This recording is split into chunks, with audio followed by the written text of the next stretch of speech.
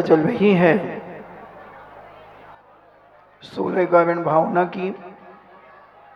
16 कारण भावना में शील वित्वेषु निवृत्तिचार की चर्चा चल रही है और उसमें अनर्थ दंड की चर्चा अपन कर रहे हैं कि हम सुबह से लेकर शाम तक और शाम से लेकर सुबह तक कितना अनर्थ करते हैं, मगर जब ये कर्म उदय में आता है इस अनर्थ का तो हम 64 भाग होते हैं।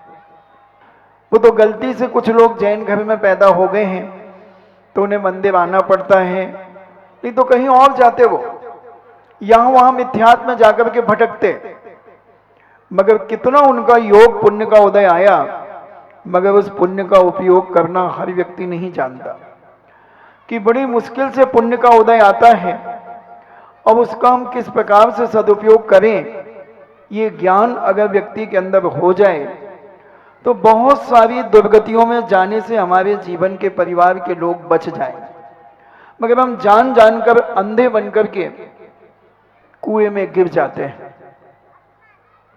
साधु संत जिंदगी भर के लिए तुम्हारे नगर में नहीं आते हैं। न जाने ऐसा कौन सा पुण्य का योग था कि पूज्य श्री यहां रुक गए, नहीं तो आहार और विहार होता चला जाता। कितना व्यक्ति सदुपयोग कर सकता है, ये बहुत बिरले लोग होते हैं जो धर्म का और समय का सदुपयोग करते हैं। अधिकतर व्यक्ति रोटी कपड़ा और मकान में ही अपनी जिंदगी समाप्त कर देता है। 24 घंटे में हम कितने मिनट धर्म करते हैं, ये अपनी अंतरात्मा से पूछना। हम धर्म की बहुत बड़ी बड़ी बातें करते हैं, बहुत बड़ी बड़ी बातें करते हैं धर्म की, मगर सोने के पहले 5 मिनट प्रत्येक व्यक्ति एक अपने जीवन का ऑडिट करे कि हम कितनी देर ओरिजिनल धर्म करते हैं। मंदिर में तुम भले 2 घंटे रह सकते हो, मगर कितनी देर तुम मन वचन काय से भगवान की भक्ति करते हो, और कितनी देर तुम यहां वहां की बातों को देखते हो, सुनते हो, बातें करते हो। मंदिर से निकल करके हम मानस स्तंभ के इर्द गिर्द बैठ करके संसार की बातें कितनी करते चले जाते हैं। क्या ये धर्म है? और कहने के लिए बहू कहती है महाराज जी हमारी सासू मंदिर जी में 2 घंटे रहती है। मैंने सोचा बड़ी धर्मात्मा होगी, मगर इतने में एक दूसरी महिला रोते हुए आई और कहा महाराज जी बड़ा आज दुख है, बड़ा खेद है। मैंने कहा क्या हुआ मां? बोले महाराज जी हमारे घर में आग लगा दी हमारी एक पड़ोसन ने। मैंने कैसे आग लगा दी? बोले महाराज जी हमारी बहू को 7 साल हो गए शादी हुए और कोई संतान नहीं है, हमें कोई तकलीफ नहीं, हमें कोई दुख नहीं है, मगर उस पड़ोसन ने आज हमारी बहू को छेड़ दिया और कुछ नहीं कहा उसने, मात इतना ही कहा काहे बेटा कछु है। और बहू बेचारी बहुत सीधी है महाराज जी, वो रोते हुए घर चली गई और अपने आप को इतनी कोस रही, अपनी निंदा ग्रह कर रही है। क्या लेना देना था उस महिला को कि उसके घर में मेरी बहू खाने जा रही थी? क्या कर रही थी मेरी बहू उसके घर जाकर के? उसे ये कहने की जरूरत क्या थी हमने इसी का नाम तो पापोपदेश है, इसी का कार्य तो विनाश कारण है। स्वयं का विनाश होगा और दूसरे का भी विनाश करने का प्रयास कर रहे हैं। दूसरे का विनाश हो या ना हो, मगर तुम्हारा जरूर होगा, क्योंकि तुमने उसके घर की शांति को भग्न किया है, भग्न कर दिया, उसकी शांति को तहस नहस कर दिया।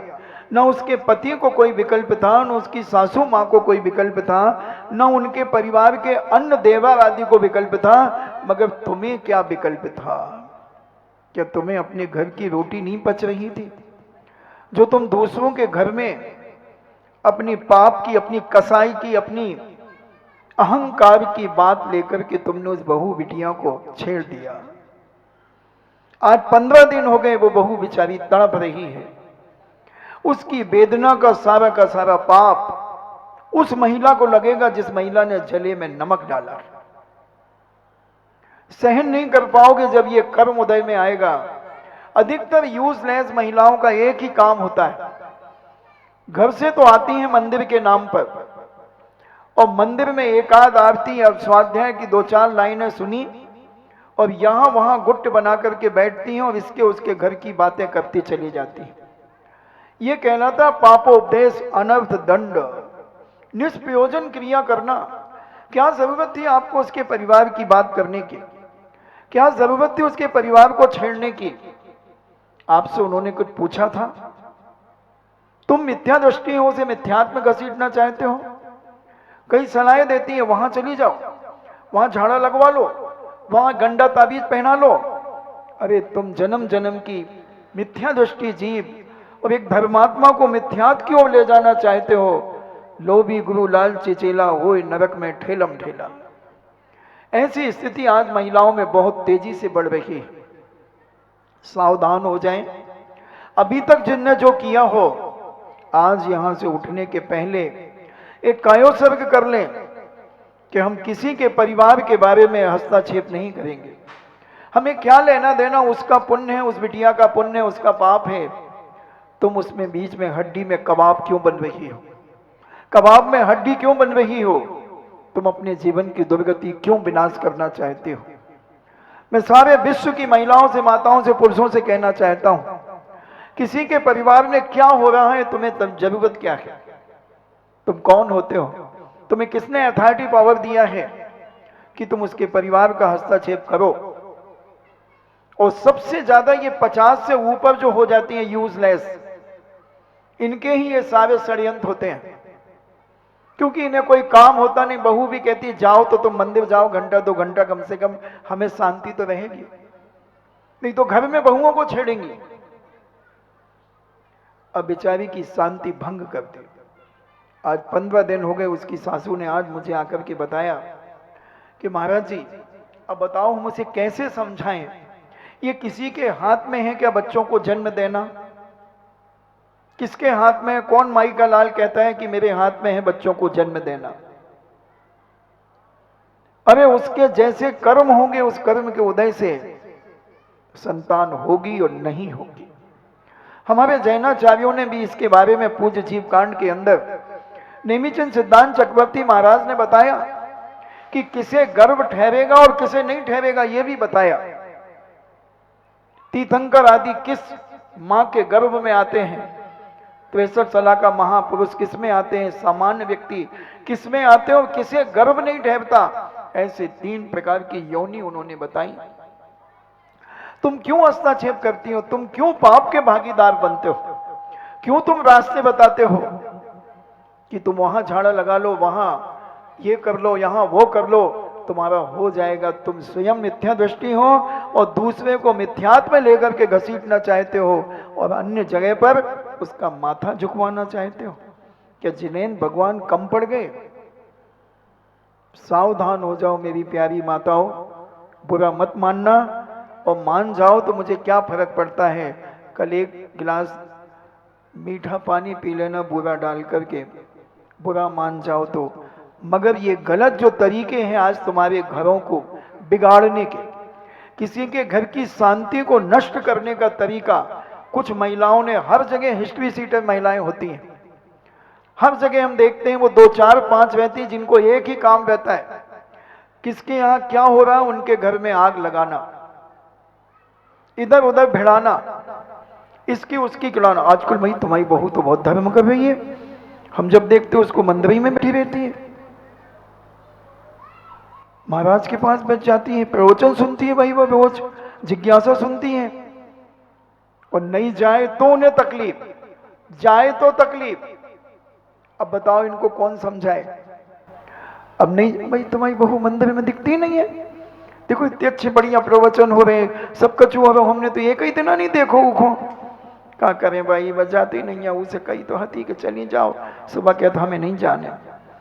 और जिसकी जा रही थी तो वो तुम्हें बुरी लग रही, जिसकी नहीं जा रही वो तुम्हें बुरी लग रही। तुम्हें लग क्या अच्छा रहा और क्या बुरा लग रहा है, इस अपने बेईमान मन से पूछो। क्या सारी समाज का ठेका तुमने ले लिया है? तुम्हें करना क्या है इन सब चीजों से? ये पापोपदेश तुम्हें दुर्गति में ले जाएगा, अनर्थ दंड है ये, और तुम्हारी जिंदगी का ये सत्यानाश कर देगा। कालो कसम, जैसे उस हीरो ने खाई थी खून पसीने की, मिलेगी तो खाएंगे, नहीं तो यारो भूखे ही सो जाएंगे। उसी प्रकार आज तुम सारे लोग पारसनाथ स्वामी के सानिध्य में कसम खा लो कि हम किसी के परिवार के कार्य में हस्तक्षेप नहीं करेंगे। उसके यहां क्या हो रहा है क्या नहीं हो रहा है तुम्हें क्या तकलीफ है? तुम्हें उपदेश देने की जरूरत क्या है? उसने पूछा है तुमसे? कोई सलाह ली है क्या तुमसे? कोई रास्ता पूछा है उसने तुमसे कि हमें कोई निर्देश दो, हमें कोई उपदेश दो, हमें कोई आदेश दो? और जब नहीं दिया है तो ये बेवकूफ माने जाते हैं लोग जो बिना किसी के पूछे उपदेश देना चालू कर देते हैं, बिना किसी के निर्देश देना शुरू कर देते हैं। और अगर बने तो तुम सलाह दो, उसके जले में नमक मत छिड़को। एक चिड़िया थी, और एक चिड़िया ने एक वृक्ष के ऊपर अपना एक घोंसला बनाया, और वहीं पर एक बहुत बड़ा तालाब था। आंधी तूफान चला और चिड़िया का घोंसला, उसमें अंडे थे, अब एक विशाल तालाब में वह अंडे गिर गए। चिड़िया जब अपना भोजन पानी करके आती है तो देखती है कि उसका अंडे का घोंसला उस बहुत विशाल तालाब में गिर गया है। चिड़िया ने किसी से कुछ नहीं कहा और अपनी चोंच में उसने कंकड़ उठाए और तालाब में फेंकने लगी। दूसरी चिड़िया ने कहा, बहन क्या कर रही हो? बोले, इस तालाब को सुखा करके रहूंगी। इसने हमारे बच्चों के अंडे लील गया है और इसको मैं सुखा करके अपने अंडों को प्राप्त करूंगी। उसने कहा, बहन तुम क्या इस विशाल तालाब को सुखा सकती हो? उसने कहा, बहन चुप रहो, सलाह देने की जरूरत नहीं। अगर तुम्हें सहायता देना है तो सहायता देना शुरू करो, सलाह मत दो, सलाह मत दो, या तो यहां से रफू चक्कर हो जाओ। और वह दूसरी चिड़िया जो थी वही भी अपनी चोंच में मिट्टी लेकर के तालाब में फेंकने लगी। ऐसी अनेक चिड़ियाएं आ गई और उससे पूछती, बहन क्या कर रही हो? क्या तुम तालाब सुखा सकोगी? उसने कहा, सलाह देने की कोई जरूरत नहीं, गेट आउट। अगर सहायता देना, हेल्प करना है तो करो, नहीं तो यहां से चले जाओ। चिड़ियों ने सोचा समाज की बात है, आज चिड़िया समाज की बात है, और चिड़िया समाज की बात है। सारी चिड़िया इकट्ठी हो गई और अपनी चोंच में मिट्टी भर भर के उस तालाब में डालने लगी। कबूतर आ गया, तोता आ गया, मैना आ गई, अनेक अनेक प्रकार के पक्षी सारे के सारे इकट्ठे हो गए, क्योंकि त्रियंच पक्षियों की इज्जत का सवाल था। एक पक्षी की इज्जत का सवाल था कि उसके अंडे का विनाश हुआ है, और सारे पक्षी, जितने पक्षी थे वो सारे के सारे चोंच में मिट्टी भर भर के डालने लगे। गरुण जी वैष्णो दर्शन में विष्णु भगवान का वाहन गरुण है।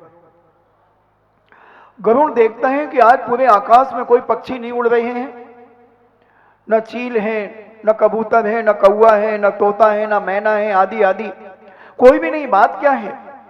पक्षी समाज का कोई अधिवेशन तो नहीं है, कोई सम्मेलन तो नहीं है। और उसने यहां वहां देखा आकाश में उड़ करके, क्योंकि ब्रह्मा जी 3 दिन की छुट्टी पर थे, विष्णु जी, तो उन्होंने विचार किया कि चलो अपन अपने कुटुंबियों से मिलकर के आते हैं। और जब देखा कि सारे कुटुंबी एक बहुत विशाल तालाब के चारों तरफ अपनी चोंच में मिट्टी भर भर करके फेंक रहे हैं। गरुण जी कहते हैं, अरे भाई ये सब क्या हो रहा है?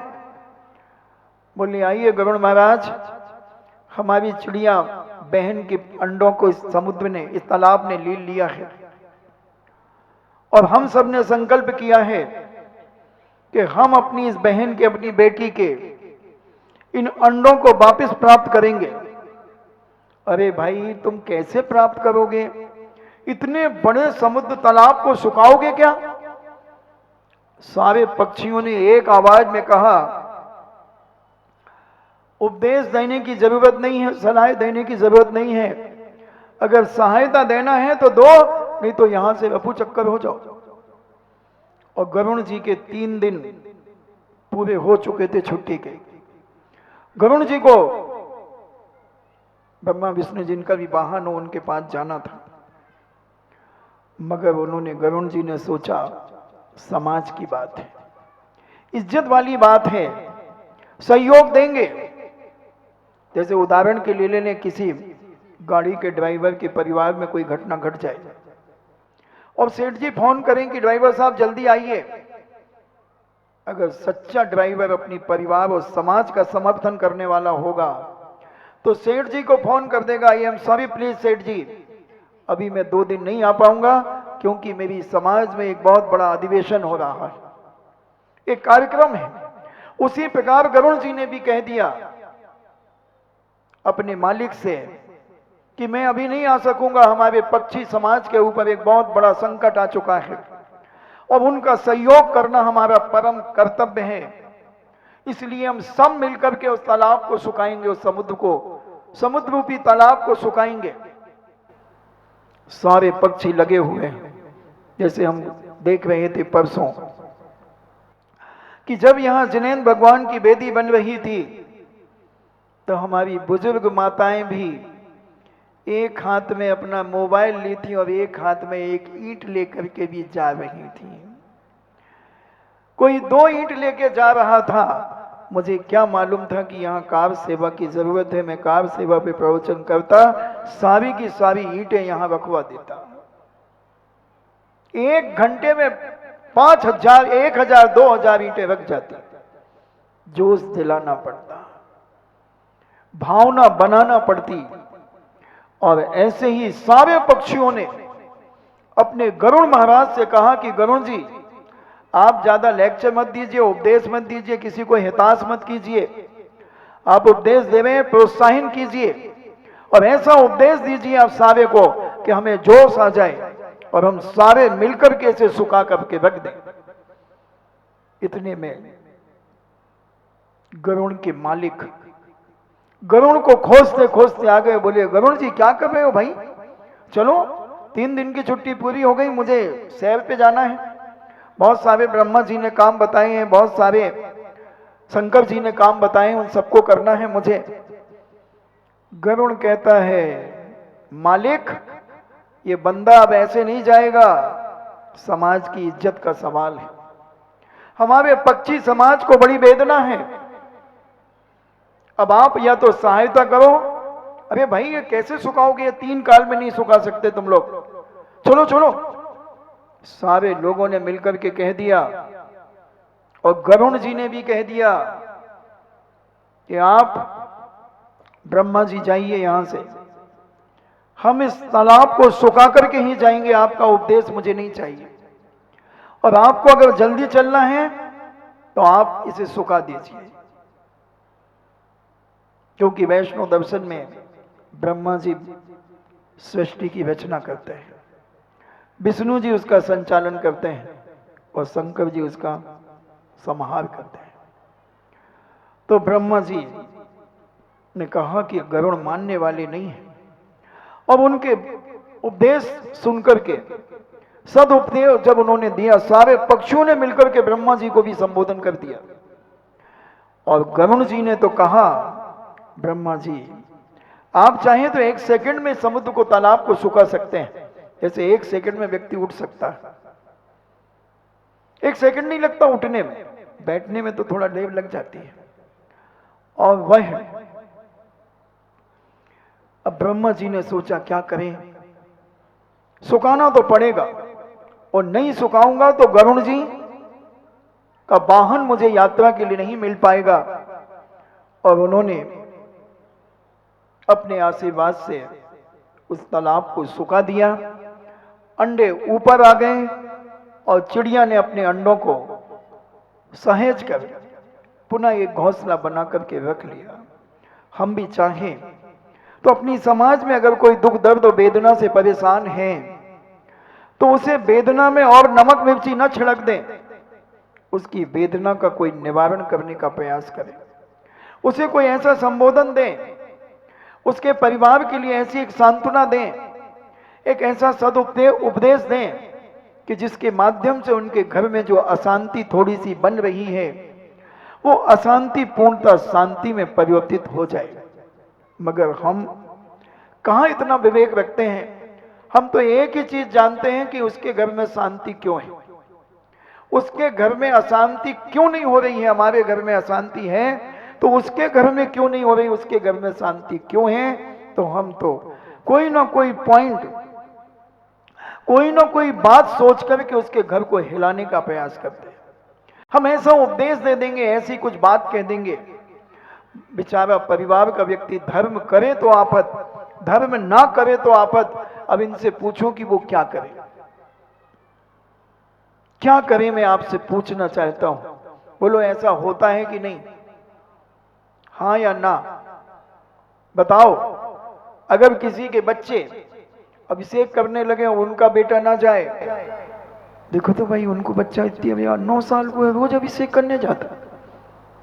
बताओ, जब उम्र है उनकी अभिषेक करने की, खेलवे कूदवे के दिन है, अब तो के सोवे के दिन है, वो की मता भी बताओ 6 बजे उठा दे तू क्योंकि अभिषेक करवे चले जाओ। हमारा मोड़ा तो 8 बजे सो के उठत, भाई हम तो नहीं उठाओ तुमको, हम तो कहते ही नहीं है कि तुम अभिषेक करवे जाओ। अब जब अभिषेक की उम्र हो जाए, जब 40-50 साल को जब कहते हैं सो कर ले। अब वो गुटखा भी खा रहा, जुआ भी खेल रहा, वो के दिन है भैया, वैसे सब करवे के उनको मोड़ा तो भैया 9 साल को अभिषेक करो, हम तो नहीं भेज सकते 3 काल में। अरे यूजलेस डोकरी, धर्म 55 में नहीं किया जाता, धर्म बचपन में किया जाता है। और जो बचपन में धर्म कर लेता है उसका 55 आनंदमय बीतता है, और जो 55 का इंतजार करता रहता है उसका जीवन विनाशता की ओर चला जाता है। इसलिए मेरी प्यारी माताओं, विचार कर लेना, आज के बाद संकल्प कर लेना कि हमारे मुख से वही शब्द निकलेंगे जो प्राणी मात्र के लिए सुख शांति और समृद्धि के कारण बनेंगे। हमारे मुख से किसी के घर का विनाश करने का कारण नहीं बनेगा। हमारी वाणी कभी इस प्रकार से नहीं निकलेगी कि किसी के परिवार में दुख में और बढ़ोतरी हो जाए, किसी के परिवार में और संकट उत्पन्न हो जाए। हम यही चाहेंगे, हमसे जितना लोगों की सहायता करते बनेगी हम उतनी सहायता करेंगे। और सलाह तो फ्री में मिलती है, सलाह का कोई पैसा नहीं लगता, गली गली सलाह देने वाले मिलते हैं, और ये सलाह पापोपदेश के कारण बन जाती है। तुम अपना मकान बेच दो ना, आ जाओ रोड पे, आ जाओ मकान, हमने तो ले लिया मकान रोड पे, तुम भी ले लो। अब वो रोड पे चला जाएगा, तुम्हें क्या मिल जाएगा? महाराज जी हमें ऐसी कहने पड़ा थे, अब व्यवहार में कहने पड़ा, तुम्हें मिल का गाओ, हमें जा बता दे। तुम तो कहने तो कह तो दई तुमने कि मंदिर के पास उसका मकान था, बढ़िया था, बच्चे मंदिर जाते थे, पाठशाला जाते थे, प्रवचन सुनते थे, पूजन अभिषेक करते थे, सब कुछ करते थे। अब आधा पौन किलोमीटर दूर चला गया, अब वो मंदिर ही नहीं आ पा रहा, ये पाप किसके खाते में जाएगा? जिसने उसको मंदिर के पास से हटा करके दूर रोड पर भिजवा दिया है, एक दिन वो रोडपति बनेगा, रोड पर फुटपाथ पर सोएगा और सलमान खान की गाड़ी उसे कुचल देगी, क्योंकि उसने एक मंदिर के नजदीक व्यक्ति को हटाने का प्रयास किया। जैन कुल में जन्म लिया जिसने, जिनेंद्र के भक्त को वहां से हटाया, क्योंकि उसका घर वहां आउट में अकेला था, तो उसने सोचा एक और मिल जाए, तुम्हारा धर्म छूटे तो 3 बार छूटे, हमारे बाप का क्या जाता है। सावधान हो जाना, सावधान हो जाना, तुमने किसी के मंदिर को छुड़ाया है, तुम्हारा सब कुछ छूट जाएगा, सब कुछ छूट जाएगा, और एक दिन तुम्हें फुटपाथ मिलेगा, फुटपाथ मिलेगा, क्योंकि तुमने अपना स्वार्थ देखा। ये पापोपदेश, अनेक प्रकार के जैनाचार्यों ने पापोपदेश की बात कही कि हम ऐसे जीवन में अनर्थ दंड करते चले जाते हैं। हमने अनर्थ दंड की डेफिनेशन बताई थी, परिभाषा बताई थी। अनर्थ दंड का मतलब है निष्प्रयोजन क्रिया करना। जिसका कोई प्रयोजन नहीं है, दूर दूर तक कोई प्रयोजन नहीं है, और आपने अपनी फितूरी, अपनी बुद्धि, 1.5 पैसे की अकल चला करके एक धर्मात्मा परिवार को पापात्मा की ओर भेज दिया, क्योंकि तुमने अपना स्वार्थ देखा, क्योंकि उस जगह तुम्हारा अकेला मकान था और अन्य समाज के मकान थे, तुम्हारा जैन मकान एक ही था, तो तुमने अपना स्वार्थ देखा, मगर ये नहीं देखा कि मंदिर दूर पड़ने पर उसके बच्चे अभिषेक करने नहीं जा पाएंगे, पूजन करने नहीं जा पाएंगे, और तुमने अपना स्वार्थ देख करके ये कार्य किया। तो संत महंत भगवंत कहते हैं ऐसा व्यक्ति का ये उपदेश पापोपदेश का ही कारण बनेगा। हिंसा दान, ऐसे कार्य करवाना, हिंसा का उपकरण दान कर देना, किसी को तलवार दे देना, चाकू, राजस्थान के अंदर कोई माचिस किसी को नहीं देता पहले, वो कहता भाई मुझे माचिस दे दो, नहीं भैया माचिस नहीं, क्या पता तुम कहां आग लगा दो। कोई चाकू नहीं देता, अरे सब्जी हमारे चक्कू में धार नहीं, तुम अपना चक्कू, नहीं भैया तुम किसी को मार दो तो हम क्या करेंगे। किसका चक्कू, पुलिस पूछेगी किसका चक्कू, वो कहेगा इनका चक्कू है, पकड़ा कौन जाएगा। तो ऐसे उपकरण, हिंसा के उपकरण किसी को नहीं दिए जाते हैं। ये सारे के सारे अनर्थ दंड के अंतर्गत आते हैं और हम इनमें इन्वॉल्व होते चले जाते हैं। इसलिए संत महंत कहते हैं कि अपनी जिंदगी में दिग्व्रत, देशव्रत और जो अनर्थ दंड व्रत है, इस अनर्थ दंड से बचो। कितना अनर्थ करते हैं हम अपने जीवन में, कितना अनर्थ। कूलर चल रहा है, सभी परिवार के कमरे में बैठे थे और कूलर चलता रहा और हम अपने अपने कमरे में चले गए। रात भर कूलर चला, कितने जीव मरे, कितने वायु काय जीव मरे, कितने अग्नि काय जीव मरे, विचार करना। और हम जैसे तैसे बंद भी कराएंगे तो क्या कहेंगे, बंद कर दे बिजली का बिल आता है, माइजर कहेंगा। ये कह देते ना हिंसा होती है, अब उपयोग हो गया बंद कर दो, अब सब उठ के जा रहे हैं, मगर बिजली का बिल आ रहा है, ये लोभ कसाए, ये लोभ के कारण तुमने बंद कराया और अहिंसा के कारण बंद करा दे। भैया अब सब लोग उठ रहे हैं, पहले कूलर बंद करो, एसी बंद करो, पंखा बंद करो, क्योंकि कोई यहां नहीं रहेगा, वायु का जीव मरेंगे, अग्नि का जीव मरेंगे, जल का जीव मरेंगे। अगर इंटेंशन बदल दो बस, पुण्य पुण्य है। कितना अंतर है, जरा सा, ये हमने तुम्हें ऐसा हाथ किया, ये अभय का प्रतीक, आशीर्वाद का प्रतीक, और यूं कर दिया तो ये क्या है, थप्पड़ का प्रतीक, दंड का प्रतीक। थोड़ा सा इंटेंशन बदलना है बस, और इंटेंशन बदल गया तो टेंशन खत्म हो गया और डिक्टेंशन मिल गया, डिक्टेंशन मिल गया, साथी से पुण्य कमा लिया। ऐसा ही दुष्श्रुति अनर्थ दंड, दुष्श्रुति अनर्थ दंड, राग देश की बातें सुनना, इसकी उसकी बुराइयां सुनना। ऐसे तो उसको टाइम नहीं मिलेगा प्रवचन में बैठने का, मगर कोई पड़ोसी की बुराई सुनाना चालू कर दे तो कहो 10 बज जाए, भाई घरे काहे नहीं आ रही, अब याउथ हैं, आज हैं हम तो, हमने तो गली देखी है, वो की गुइयाया मिल गई, सहेली मिल गई पुरानी, और वो सुना रही है दुनिया की बातें, राग देश कसायों की, और उसको बड़ा मन लगा के सुन रही है। ऐसे प्रवचन में तो नींद आ रही थी, झोंके ले रही थी, और राग देश की बातें जब शुरू हुई तो इतने मन लगा के सुन रही है, और रात के 10 बज गए, अभी नींद नहीं आ रही है। अब वो जो सुना रही थी वो कहती अब चलें भाई, नहीं और कहाँ भाव तो ओके ब्याह में तो सोई कछु होगा तो, हो भाई ब्याह में तो ऐसे नाटक भय थे कि हम कहाँ बताइए तुम्हें। सुना तो दी कहाँ भाव तो, कब जा रही तुम पथरिया, कब जाओ, हम पथरिया तो भुनसारे चले जाए, अब भुनसारे जाए भाई, अब देखो लड़का बच्चा देखने, सब घर गृहस्थी देखने, सब क्या करने, सो जे सो बताते थे कि ब्याह में कहाँ भाव तो की, अभी 10 बज गए, अब जाने करते तो भुनसा में चली जे, अब कब आए। अब नहीं आए तो अब अगली होली में आए, अगली होली में। अब रात को 12 बजे तक चीथत रही को। ये है दुष्श्रुति, दुष्श्रुति अनर्थ दंड।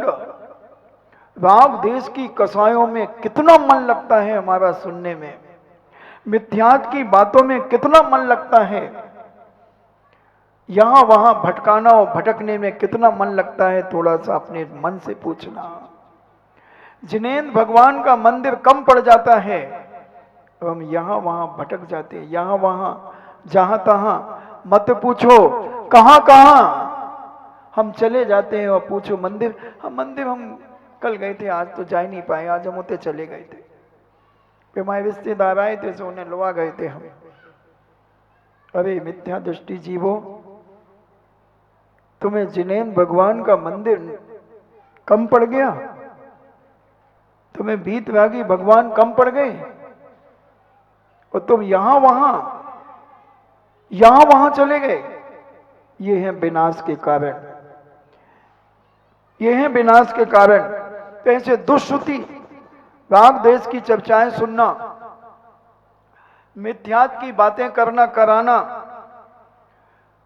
पंच इंद्रियों के विषयों में रागान्वित होना, उनकी बातें करना, पंच इंद्रियों के विषयों में एक एक इंद्री में लोलुपता होने वाले की क्या दशा है बंधुओं। इतना बड़ा हाथी, हाथी कितना शक्तिशाली है और कैसे गुलाम हो जाता है कि स्पर्शन इंद्री की वशीभूत हो जाता है। कैसे पकड़ते हैं इस हाथी को, जंगलों में एक बहुत बड़ा गड्ढा कर दिया जाता है और एक कागज की हथनी बनाकर के उस खड्डे में डाल दी जाती है और ऊपर से कुछ पीपल के पत्ते आदि लगा दिए जाते हैं और महावत कहीं से छुप करके हथनी की आवाज निकालता है या हथनी का मल थोड़ा यहां वहां फैला देता है उसकी सुगंध को, उसके स्पर्श करने के लिए वह हाथी इधर उधर भागता है और उस खड्डे में गिर जाता है। इतना शक्तिशाली है कि स्पर्शन इंद्री के पाने के लिए, और जब उस खड्डे में गिर जाता है तो 2-4-5 दिन उसे खाना पीना सब बंद कर दिया जाता है। जब उसका शरीर शिथिल हो जाता है तब उसे थोड़ा सा खाने दिया जाता है, उसे सलामी करवाने की आदत डलवाई जाती है, अनेक प्रकार से उससे उसी खड्डे में ये सारे कार्य करवाते हैं और फिर उसके पैरों में जंजीरें बांध दी जाती हैं। एक स्पर्शन इंद्री की गुलामियत के कारण वह हाथी एक खड्डे में वशीभूत हो जाता है, एक अंकुश के वशीभूत हो जाता है। घ्राण इंद्री के स्पर्श, रसना, भौरा, सुगंधी में अपना जीवन समाप्त कर देता है। रसना इंद्री के वशीभूत मछली, बंसी में कांटों में केचुए फंसा दिए जाते हैं या आटे की गोली और तालाब में नदियों में डाल दी जाती हैं, वो मछली के गला उसमें फंस जाता है। चक्षु इंद्री में 6 इंद्री जीव पतंगे एक एक इंद्री के वशीभूत होकर के संसारी प्राणी विनाश करता है और पंच इंद्रियों के विषयों की बातों में कितना रागान्वित हो जाता है, कितना राग उसके अंदर उत्पन्न हो जाता है। और राग की बातें जब शुरू होती हैं तो कितना समय बीत जाता है उन्हें पता ही नहीं चलता, कितना समय बीत जाता है राग की बातें।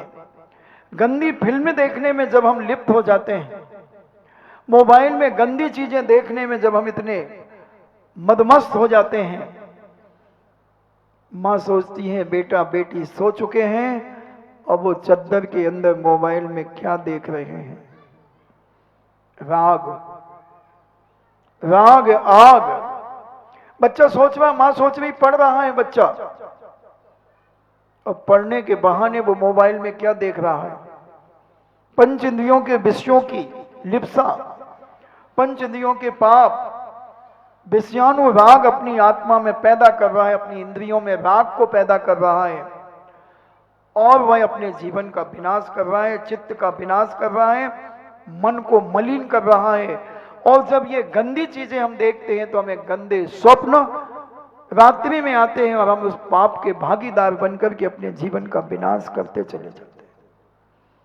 क्योंकि हम जो देखेंगे, जो सोचेंगे, वही स्वप्न में आएगा, वही स्वप्न में आएगा। तो ऐसे इंद्रियों को, पंच इंद्रियों के विषयों में हम आसक्त होकर अपने जीवन का विनाश करते हैं, उनको मलिन करते हैं।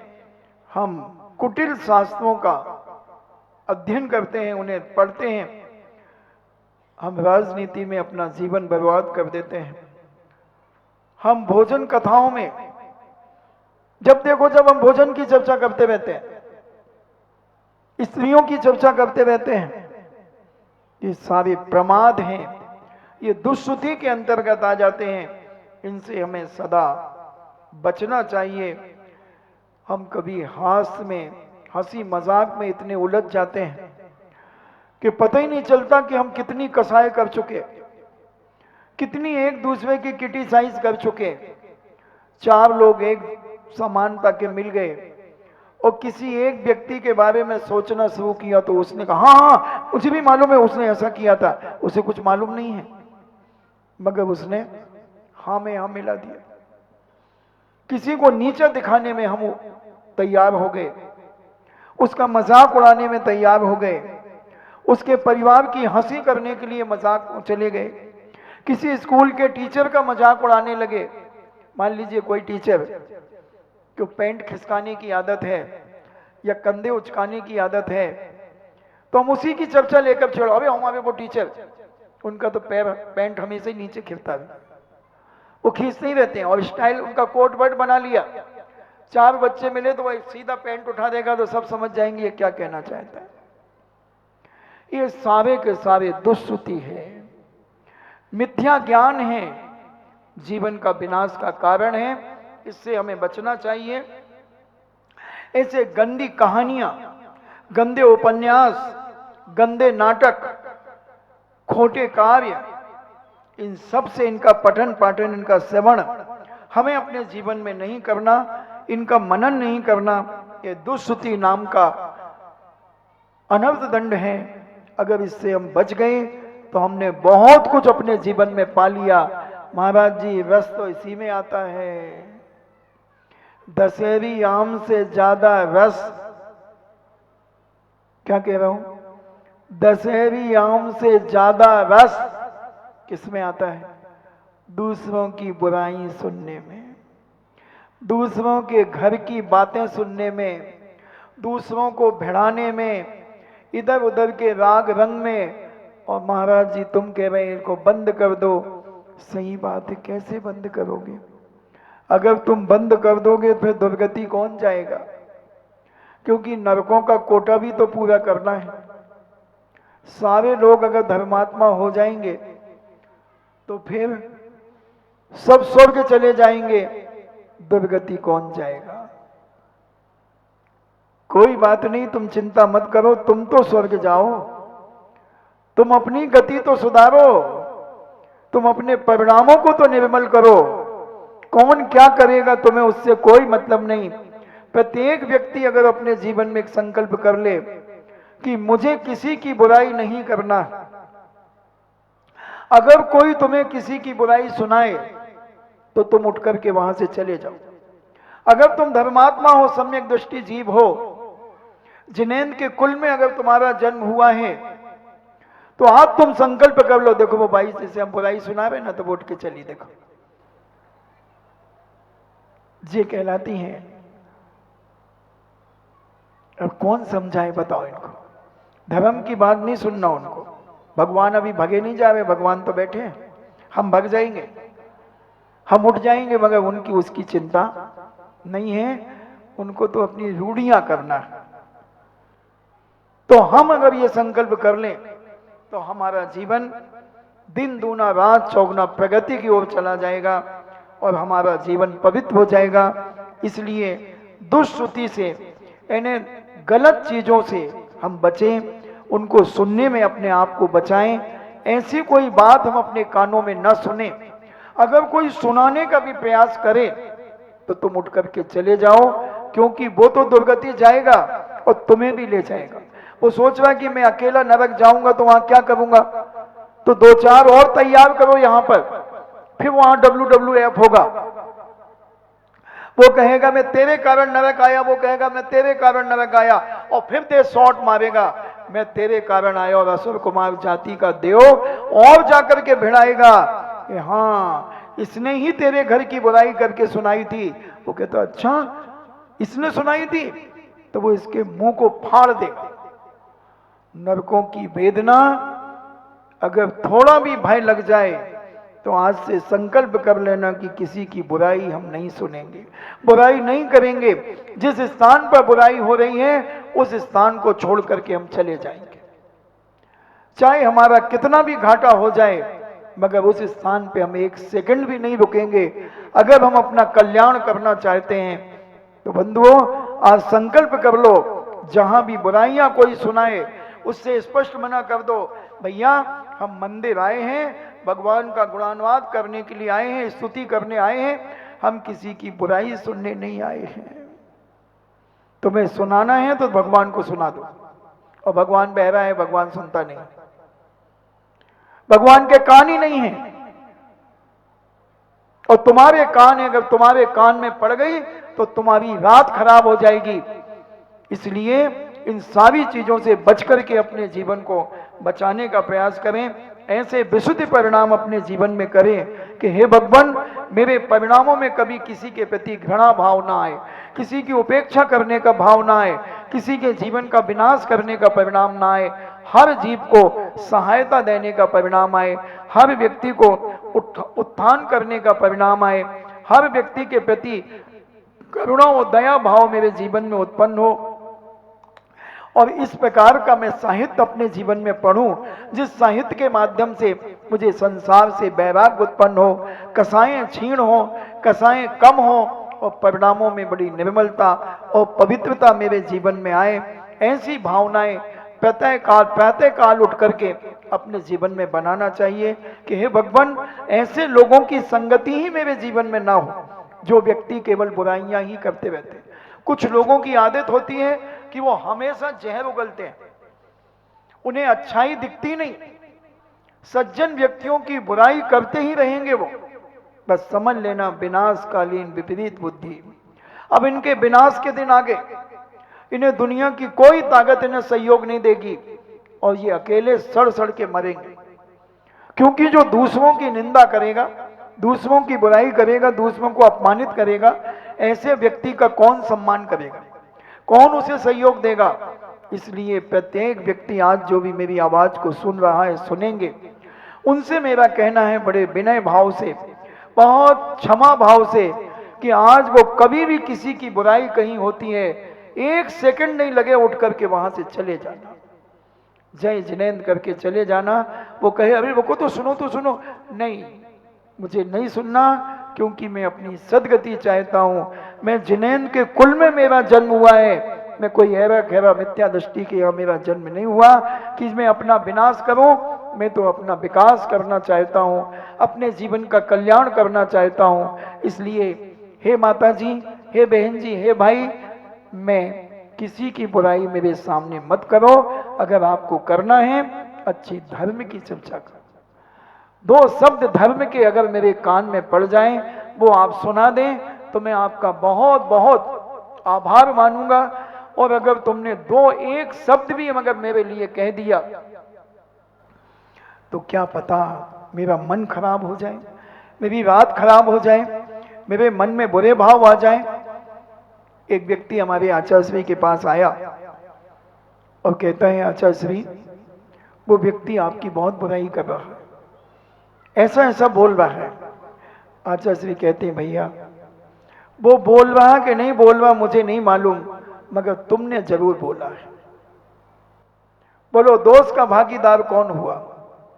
जो बोल रहा वो बाहर क्या कर रहा था मुझे क्या मालूम, मगर तुमने मेरे सामने बोला है, तो हम तो तुम्हें जानते हैं कि तुम मेरी बुराइयां कर रहे हो, वो कर रहा कि नहीं कर रहा। इसलिए तुम किसी की बुराई सुनाओगे तो वो पकड़े जाओगे, तुम पकड़े जाओगे, जिसने की है उसको कोई नहीं जानता। इसलिए किसी की भी बुराई करने के पहले या गंदा साहित्य पढ़ने के पहले विचार करना, क्या हमारे पास इतनी ताकत है कि वह गंदा साहित्य, वो गंदी फिल्म हमारे मन को विकृत नहीं करेगी? क्या हमें गंदे स्वप्न पैदा नहीं करेगी? सोचना, जो भी गलत है, आप गलत तो समझते हैं कि गलत क्या है? बताओ, गलत को कौन गलत नहीं समझता? हर व्यक्ति समझता गलत। अगर गलत सोच तुम्हें कोई बता रहा है, उससे उठ करके चले जाओ। और गलत तुम सोच रहे हो अगर किसी के बारे में, तो अपना सोचना बंद कर दो, नहीं तो वो कहीं उगलोगे और तुम कहीं पिटोगे, कहीं बदनाम हो जाओगे। दूसरों का मजाक उड़ाना, दूसरों की क्रिटिसाइज करना, दूसरों को बेइज्जत करना, एक दिन अपने स्वयं के लिए बीज बोना है। कहीं ना कहीं तुम भी बेइज्जती प्राप्त करोगे, कहीं ना कहीं तुम्हारा अपमान होगा, कहीं ना कहीं तुम्हें गाली मिलेगी, मिलेगी, रिप्लाई आएगा। रिप्लाई आए बिना रह नहीं सकता। इसलिए ऐसा जीवन में बीज बो कि कोई भी मेरे कारण किसी के आंसू ना गिरे, हर व्यक्ति के चेहरे पे मुस्कान हो। एक बार मुझसे मिलने के बाद उस व्यक्ति को जब भी वो मुझसे मिले तो उसके चेहरे पे मुस्कान बनी रहे और उसे वो याद रहे कि मैं उनसे मिला था, बहुत अच्छे व्यक्ति हैं। और एक बार तुमसे मिलकर के वो घृणा कर जाए, उस व्यक्ति से मरते मर जाऊंगा, मैं नहीं मिलूंगा, क्योंकि उसने मेरे 15 दिन खराब कर दिए थे। मेरी बहू को तड़पाते तड़पाते मेरी बहू मर गई। क्यों मर गई थी बहू? क्या किया था उस अम्मा जी ने? इतना ही तो पूछा था, काहे बेटा कछू है? तुम्हें क्या तकलीफ थी? उसकी सास को तो कोई तकलीफ नहीं थी, उसके देवर को, उसको पति के कोई तकलीफ नहीं थी, उसके ससुर को कोई तकलीफ नहीं थी, उनके रिश्तेदारों को कोई तकलीफ नहीं थी। तुम्हें क्या तकलीफ थी कि जो तुमने जले में नमक डाल दिया? चाहती तो सिल्वर एक्स लगा देती, बरनाम लगा देती,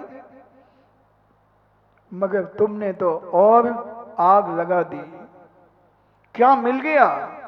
वो तो अपने कर्म का फल भोग रही थी बिटिया।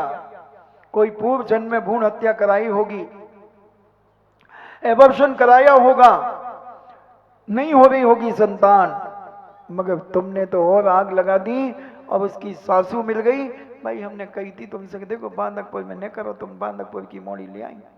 हमने कही थी हटा के ले आओ, सो देखो वो की 4 हो गए और आग और लगा दी। बोलो ऐसा होता है कि नहीं? माताओं ऐसी आग लगाती हैं कि नहीं? बोलो, बताओ। सबकी मूड यूं हिल रही कि हाँ महाराज जी, हमारा तो काम ही है आग लगाना। अब बचो, अभी तक तुम्हें ज्ञान नहीं था, आज ज्ञान हो गया। कभी भी किसी को उल्टी सीधी सलाह और उसके घर की शांति को भंग करने का प्रयास नहीं करना। आपका समय हुआ, हम विचार कर लें कि हे भगवान, मुझे ऐसी शक्ति दो कि मैं कोई इस प्रकार की बात अब किसी के परिवार में ना करें और ना करने का प्रयास करें। इन्हीं मंगल भावना के साथ जिनवाणी स्तुति। जिन वाणी के ज्ञान से सूझे लोकालोक, सो वाणी मस्तक धरो सदा देते हूँ धोख। हे जिन वाणी भारती, तो हे जपो दिन रैन, जो तेरो शरणाग है, सो पावे सुख चैन। देव भजो अरिहंत को, गुरु सेवा निर्ग्रंथ। दया धर्म पालो सदा, यही मोक्ष का पंथ।